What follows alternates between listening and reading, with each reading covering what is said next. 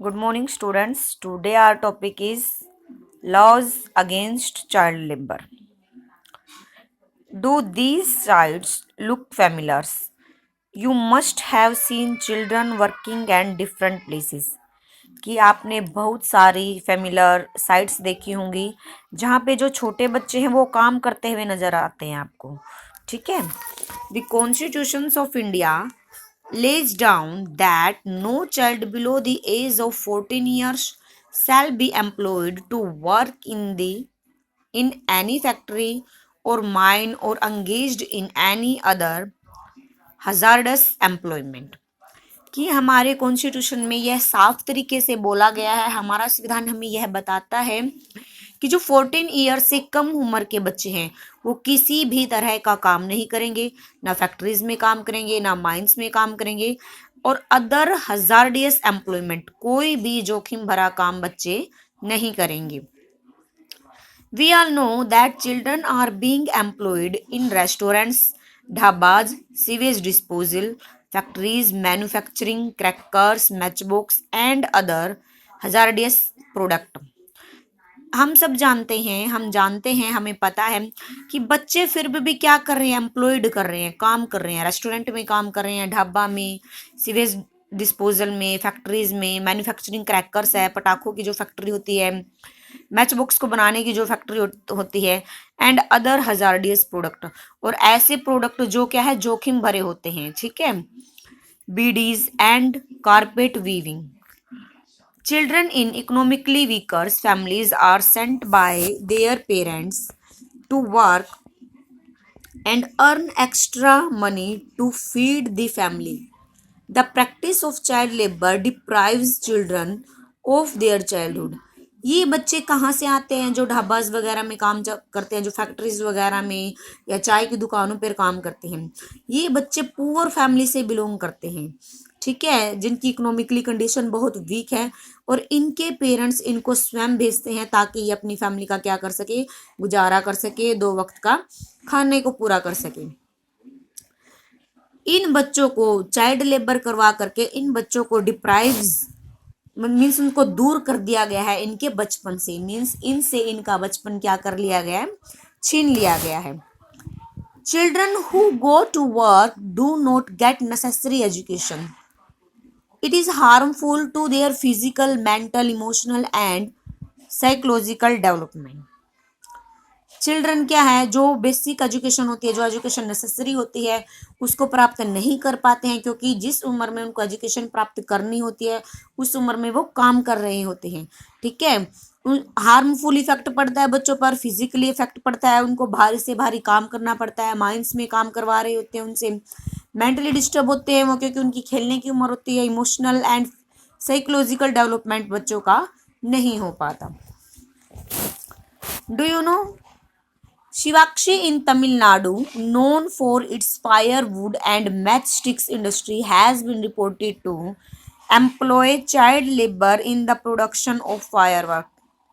शिवाक्षी एक फैक्ट्रीज है तमिलनाडु में जो क्या करती है, मैच स्टिक्स बनाने का काम करती है। ठीक है। और इसमें बहुत सारे बच्चे क्या करते हैं, काम करते हैं, प्रोडक्शन करते हैं, उत्पादन करते हैं फायरवर्क्स का। फायरवर्क्स मीन्स मैच बॉक्स को ही बनाते हैं। In 2010, some non-governmental organization had found up to 10,000 children working in the 1,000 silk factories in Karnataka and Tamil Nadu। 2010 में गवर्नमेंट ने पाया कि जो नॉन गवर्नमेंटल ऑर्गेनाइजेशन है, जो प्राइवेट संस्था है, उनमें 10,000 बच्चे काम कर रहे हैं 1,000 सिल्क फैक्ट्री के अंदर। मीन 1,000 सिल्क फैक्ट्री है, उसमें 10,000 बच्चे काम करते हुए पाए गए कर्नाटका एंड तमिलनाडु में। Do you know the figures are alarming. The 2011 national census of India found the total number of child labour aged 5 to 14 to be at 4.35 million। According to the estimate of UNICEF, India with its large population has the highest number of child labor in the world। कि हम देखते हैं तो हम हमारे according means 2011 की census के according हमें पाया गया हमारे देश में कि 5 से 14 उम्र के बच्चे 4.35 मिलियंस बच्चे क्या है चाइल्ड लेबर के रूप में काम कर रहे हैं। यूनिसेफ ने एक एस्टीमेट लगाया, इसके अंडर पाया कि इंडिया में सबसे ज्यादा छोटे बच्चों की पॉपुलेशन क्या है वो वर्ल्ड में है, क्योंकि वर्ल्ड में जो सबसे चाइल्ड लेबर्स है वो इंडिया में बहुत ज्यादा है। To give social justice to children, the laws relating to child labor should be followed and implemented by the state and central governments more efficiently and effectively. अब गवर्नमेंट ने बच्चों के न्याय करने के लिए चाइल्ड लेबर से related state government and central government ने क्या बनाए हैं, कुछ लॉज बनाए हैं। इन लॉज को बनाना ही काफी नहीं है, ये मोर एफिशिएंटली हो और इफेक्टिवली भी हो, मीन्स ये अच्छी तरह से अपना काम करे, ऐसा भी बहुत जरूरी है। चाइल्ड लेबर प्रिवेंशन एक्ट 2006, अब एक एक्ट पास किया गया 2006 में। This act banned children less than 14 years of age from working as domestic servant or as workers in dabas, restaurant, tea shops, etc.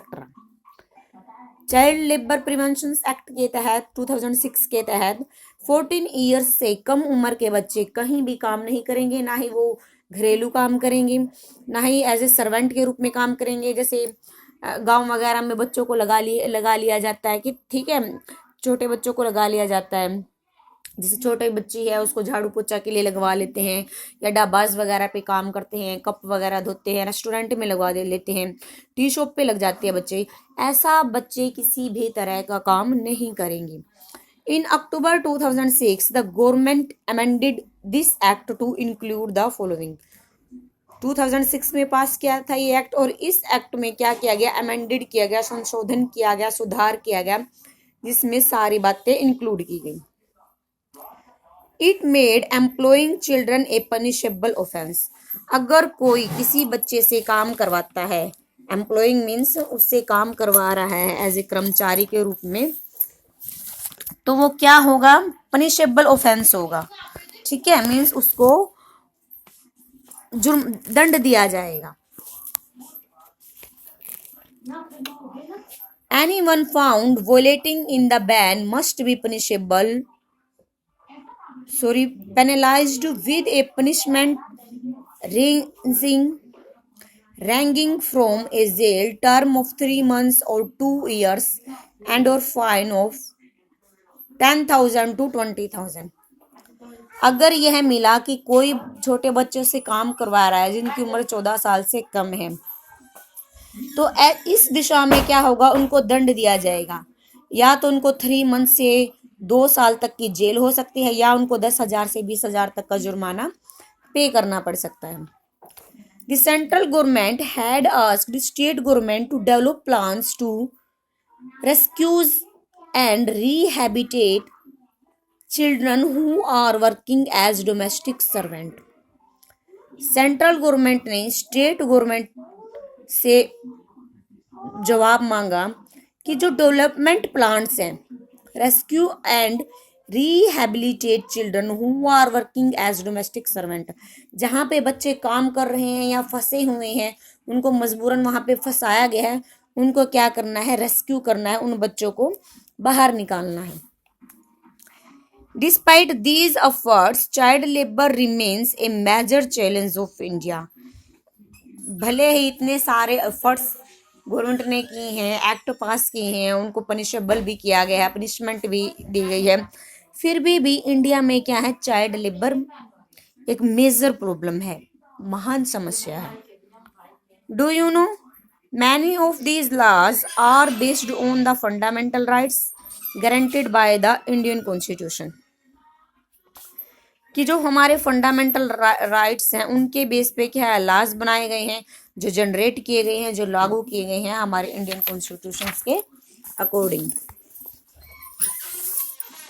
For example, the right against exploitation says that no one can be forced to work for low wages and under bondage. Example के तहत right against exploitation means जिसका शोषण कर रहा है, जिसको लूटा जा रहा है या उससे बहुत ज्यादा काम करवाया जा रहा है टाइम लिमिट के से, या उसको कम वेजेस दी जा रही है।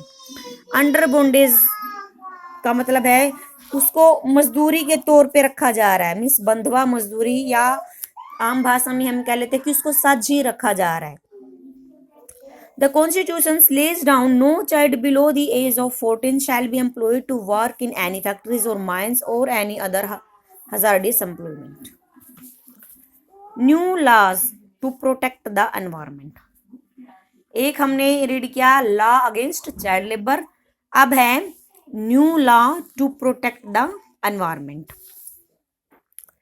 The problems of pollution are quite acute in India.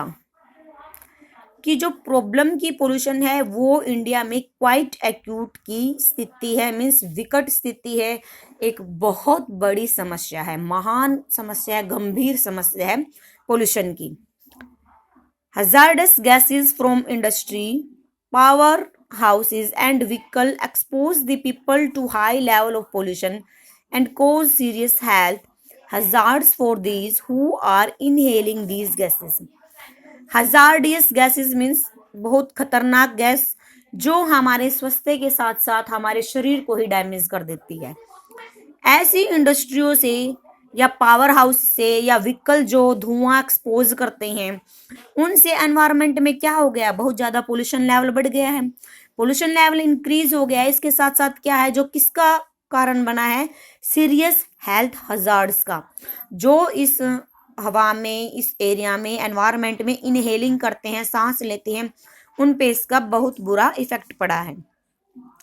Water pollution in the water bodies mainly caused by the toxicochemical being released by factories is seriously affecting the health of the people as well as aquatic life. जो water pollution है, जो water based factory होती हैं, जैसे die करने की factory होती है, कलरिंग करने की फैक्ट्री होती है क्लोथ्स को, उसमें बहुत ज्यादा क्या करते हैं, केमिकल्स बाहर निकलते हैं, ठीक है। और वो केमिकल्स क्या है, हमारे रिवर्स के पानी को दूषित कर देते हैं, हमारे पीने के पानी पे इफेक्ट डालते हैं। तो इससे मानव ही प्रभावित नहीं हुआ है बल्कि एक्वेटिक लाइफ मीन्स वो जीव जंतु जो पानी के अंदर रहते हैं, जैसे फिश है, क्रोकोडाइल है, ठीक है, इनको भी अफेक्ट किया है। It is the responsibility of government to make suitable laws and producers that can check pollution and keep river clean. ये गवर्नमेंट की रिस्पॉन्सिबिलिटी है, गवर्नमेंट ने इसके लिए बहुत सारे लॉज बनाए हैं जिससे कि जो प्रोड्यूसर हैं, जो प्रोडक्शन करते हैं, जो फैक्ट्रीज वगैरह के मालिक हैं, उनको समय समय पे चेक किया जाना चाहिए, ठीक है। और चेक पोल्यूशन को चेक किया जाना चाहिए कि कितना पोल्यूशन को एमिट करते हैं, कितना पोल्यूशन छोड़ते हैं, और कीप रिवर क्लीन। और गवर्नमेंट को चाहिए कि साथ साथ वो जो रिवर होती है, जो हमारे नदी का पानी दूषित हो गया है, उसको सफाई पे ध्यान दें। बिफोर भोपाल डिजास्टर हुआ था दिसंबर में, ठीक है, दिसंबर 1984 में हुआ था भोपाल डिजास्टर,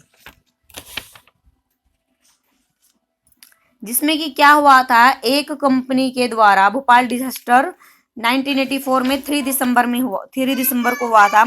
इसके तहत जो कंपनी का जो कर्मचारी था उसके द्वारा गैस लीक हो गई थी बाय चांस, और वो उस कंपनी तक ही सीमित नहीं रही थी ये जहरीली गैस, बल्कि क्या हो गया था, पूरे भोपाल में फैल गई थी, ठीक है, और बहुत भयानक स्थिति हो गई थी। गवर्नमेंट ने बड़ी मुश्किल से कंट्रोल किया था। Before Bhopal disaster, there were very few laws to protect the environment in India. Bhopal disaster से पहले एनवायरनमेंट को प्रोटेक्ट करने के लिए इंडिया में कोई भी स्पेसिफिक लॉज नहीं बनाया गया था। The environment was treated as a free entity. Environment को फ्री छोड़ा गया था, कोई जितना मर्जी चाहे फैक्ट्री लगाए, जितना मर्जी चाहे धुआं छोड़े, पोल्यूशन करे, ऐसा कोई भी रूल रेगुलेशन नहीं था कि उन पे कंट्रोल किया जा सके। Industries were polluting the air and water without any regard for the health of the people. While in country like USA, this is a necessary part of the production process.